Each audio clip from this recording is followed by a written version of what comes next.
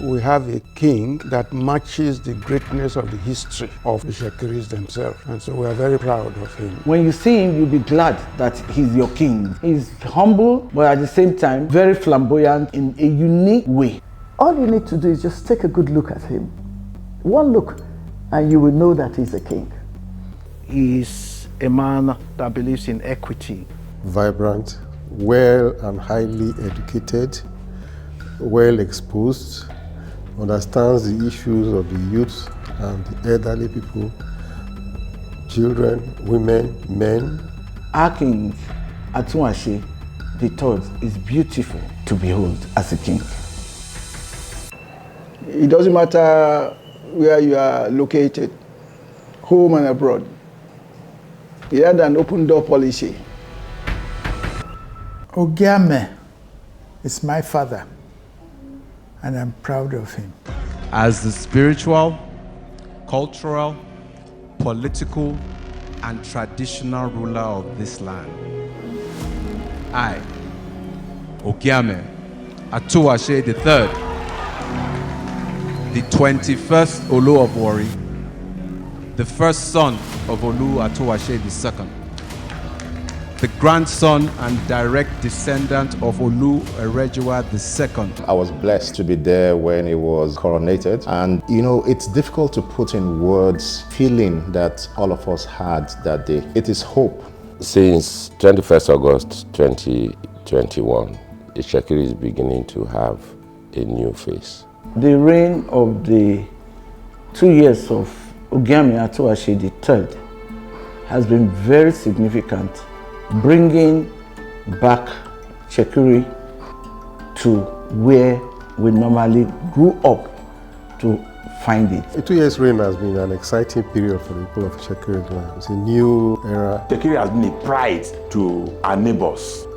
That pride we eroded. But when Ira came, that pride was fully reset back. At a time when Shekiri was struggling for recognition, acceptability, and respect, boom, it just came and brought all. We have a king that understands the people, that understands the resources that we are and that we have, but more importantly, that has a global mindset and is very clear on what he wants to achieve for the kingdom. 2 years is a bit short to describe anything for anybody, but this particular king has gone beyond that. He has done so much in his own sector, which is the cultural sector. I think he has done extremely well. He has given us, the Shekiri people, a sense of pride. Personally, I feel very proud to be associated with him as our king. The reign has been 2 years of consolidation, settling down physically, spiritually, and mentally. This is very important for us and for him. I think he's excited everybody, all the Shekiris and surrounding people since he became the Olú of Warri. He has been very, very eventful and colorful. I noticed he's very interested in the development of the Shekiri nation, going from one community to the other to bring up the level of development of the people. I've seen him going to supervise and look at various developments, like the Shekiri Warri Road. He's been on that. So that's why I say it's an all-rounder. You can't really say it's one thing, but he has brought his excellence to so many things. This is a walking king. He is on a train moving so fast to bring to pass the vision in his mind. He has a vision to make a Shekiri nation standard royalty that can be compared to anywhere in the world. And every of his moves is tactical. But more importantly, that I took from him is his heart concern for the people. He spoke to me once about our young women having children as unmarried women, no help, no development. That is very touching. That became very touching to me. And he said, how can we develop them education-wise, social-wise, so that they can have a future?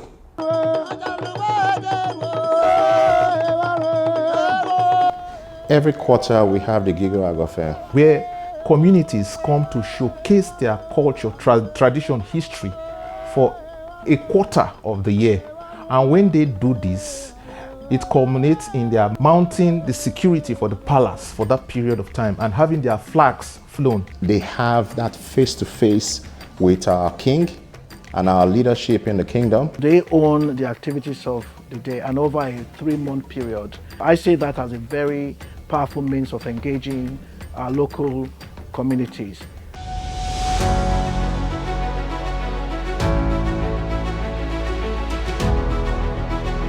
He has said that it's not going to be a king that only sits in Warri and sends messages to the riverine community. He will rather, from time to time, go personally, pay visit to them, be with them, feel their pulse, get the true picture. So that will guide in determining what to be done. Been visiting the various communities as part of awareness, meet the people and know their needs. So he has done that to several communities, and he has introduced different kind of reform in the various community level, because like you're aware, you need to get the community integrated with his master plan, because that's the only way you can develop the entire Warri Kingdom. For the very first time, we have the Warri Kingdom strategic plan. I was opportune to be with Ògíamẹ in Holland and some other places where he has been to gather relationships as well as momentum to progress some of these strategies. That includes health and well-being, education,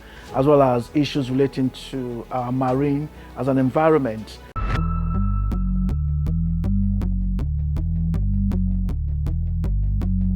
The Petroleum Industry Act was passed and becomes a law.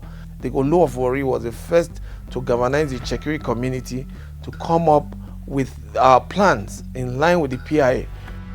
The PIA is a very, very important feature in our kingdom. The funds that is coming from the PIA to support development of our communities are utilized for the purpose. The king has set up a good and transparent process on how we will engage in terms of the Petroleum Industry Act, what is due to the communities. And that's why the king is saying this time around, money that is meant for community will be channeled for community development. We will look to honor our women. We will encourage them, build them up, and support them in realizing their inestimable potentials. And as we do this, we will also see the multiplier effect in the collective development of our people. We will ensure that our women, both old and young, are honored and respected, not only by word, but in actual cultural practice. Most of his programs are programs that take into cognizance the mainstreaming of gender, and key component of that is giving more active role to the Olori. And he's also complemented, if I may say so, by his wife, Olú of Atúwàtse III. I also know very well the initiatives of our Queen Olori III, what she does in some of our deprived areas in terms of healthcare as well as education. And these are things that are visible and felt easily by our people. The custom and tradition was to have the Queen take the back seat. And you know, one of the inalienable attributes of custom and tradition is change. And so when he came in, part of the first pronouncement was anchored on having more space for the women. And you can see that that is in sync with both global trends, national trends and international trends. When you see both of them in public fora, in conferences, you feel a sense of pride. And that is how I personally see it. His Majesty Ògíamẹ Atúwàtse III was the first indigenous traditional ruler in the whole of the Niger Delta to put up an economic summit. This summit was well attended by captains of industries, including the regulatory authorities, the NUPROC. They were here to kickstart what? To get Itsekiri to actively participate in the oil and gas industry. Sometimes we want to measure progress with many other things, but the ordinary Itsekiri man knows that there is a king that cares, present, who is accessible.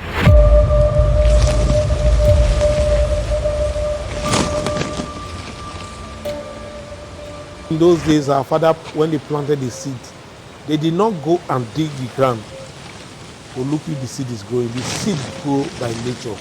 He marked the seed grow by marking the end of a day and the beginning of a new day. That one said that when a new season is about to start, trouble always comes. There is no nation or people that don't have challenges. If you go back time, there's always been, dispute, argument, disagreement over years, centuries. And it is not unique to the Shekaris.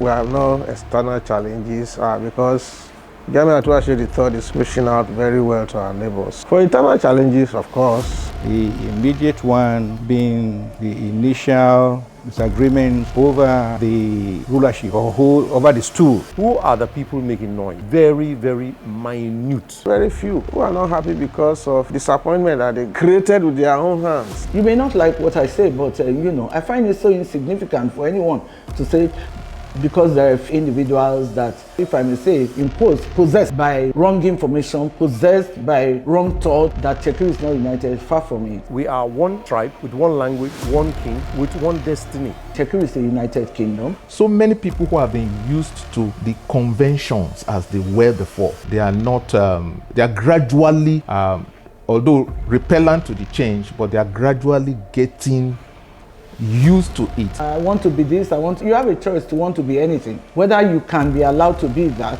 and whether you are actually fit sufficiently to be that is another question. And if the people say no, especially when the king says no, the king speaks for us and we accept what the king says.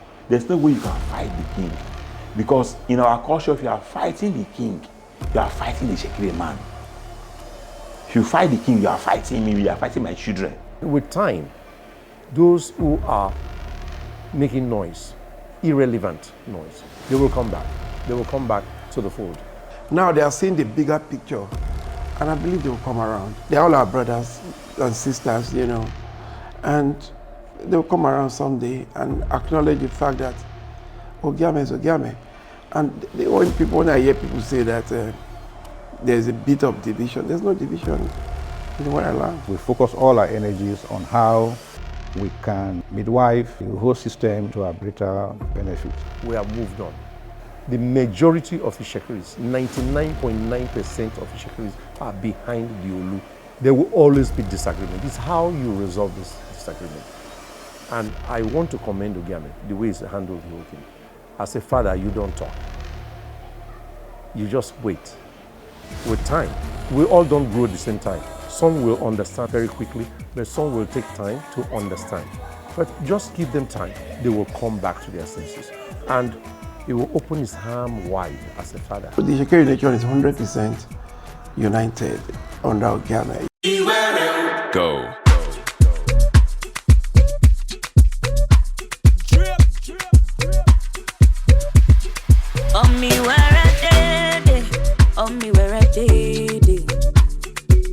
His reign has come with peace in the kingdom. Our kingdom has not enjoyed the kind of peace we are having during his time. Before his ascension, we appear to be united, but we know we are not. From the minute he was sworn in, from his inauguration speech, when he was crowned, he reached out to everyone that he wanted peace, progress, development. You remember when he visited President Buhari last, when he was talking about development of Delta State, he did not measure only Warri Port. He said the 4 ports in Delta need to grow. He measured Burutu, he measured Sapele Port, he measured Cocoa Port, he measured Warri Port. So with that, you can see that he's ready to work with everybody to ensure that he lives in peace, and then every neighboring community we accommodate to be one.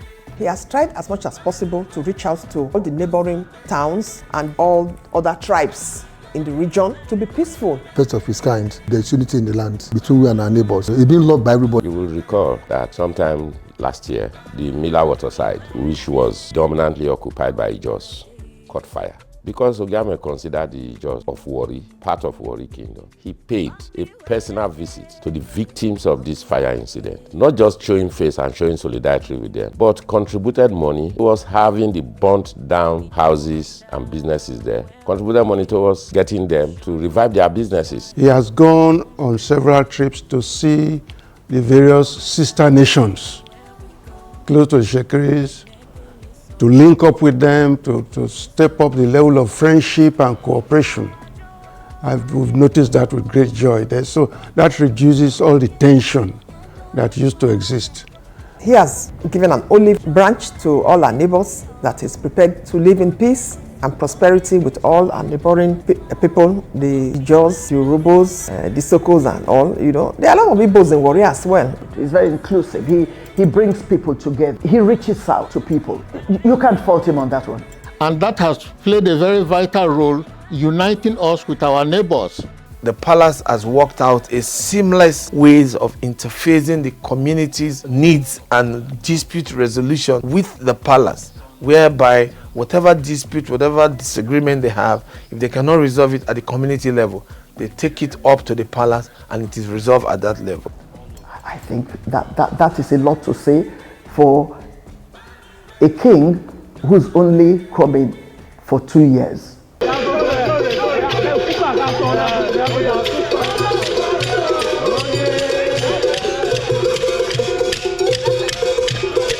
Position as a king is just majestically strategic. You know, what I mean majestically strategic, it can attract a lot of development to his area. It can also provide the enabling environment for investors. It's going about UK, USA, to meet Shekiri in diaspora. He's reaching out to investors worldwide to come and invest in Warri. If you listen to his speech in London, it's all about the Shekiri diaspora. Come and support our health, come and support our education, come and support our agri. We interface with the government and ensure that the enabling environment is created for you. And that's what he can do. We have a lot of unharnessed potentials. My grandmother is a Shekiri. My grandmother is from Japa, Oreye, that axis. They have lovely beaches, lovely seasides. You know, Venice, you can see, it's a very, very big tourist attraction. I see no reason why Warri should not be such. You saw the ambassador of Netherlands visited Warri. Not only visited Warri, they went to Ode Shekiri, which is our ancestral home. They went to carry out a survey. They went there, they look at the community, they look at what they can partner with Warri Kingdom to achieve. Recently, the king was in Canada, whereby he had a meeting with various Canadian business teams who are looking at coming into Warri and see what they can do and how to bring in development into Warri. It's a place that once thrived, and there's no reason why it should not come back on board again as it used to be and be better.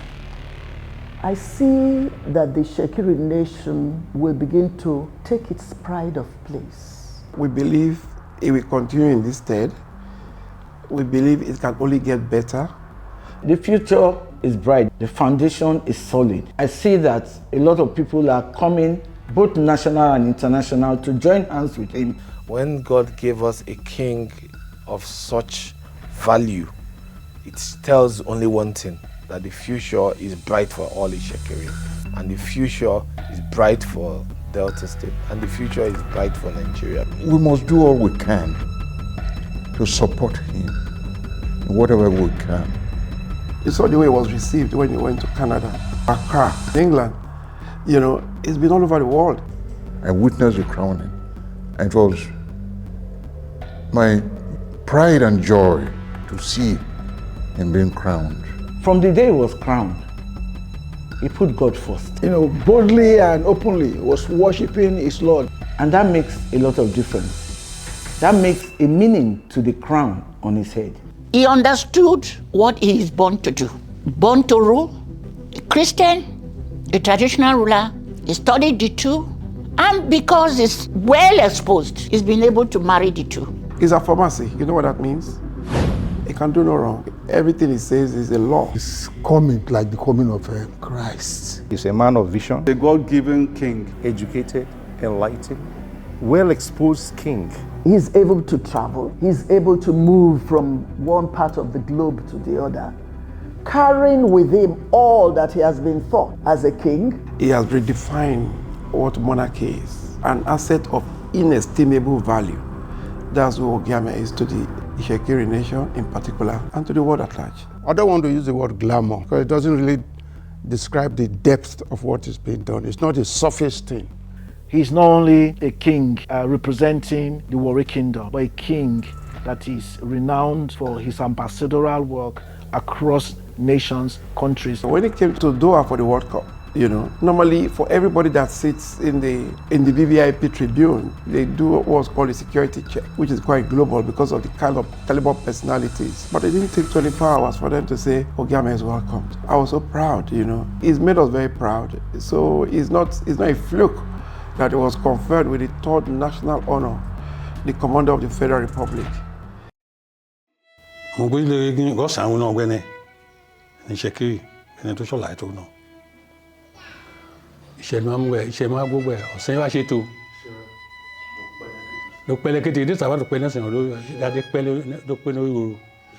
him all the best, more good times to come for him as the king and the Shekiri people as a whole. We love our king boundlessly. He has come as a man of peace. Every Shekiri man admires and praises him. In one of my very popular interviews, I said that Omoba, as he was then addressed, was born, conditioned, primed, and nurtured to be a king. And I believe I've been vindicated. He has utter love for his people. Shekiri is far away from us. They are coming nearer because of the reign of the King Atúwàtse III. Our kings are not elected. They are born and they follow the line. He's an epitome of peace. We have just one king who is our rallying point. Ògíamẹ, and for mercy. So, finish. Go.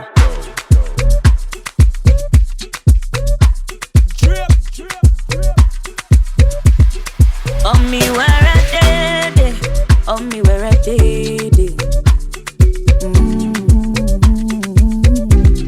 On me where I did it, on me where I did it. Yeah.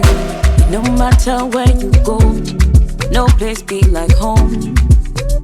Beware.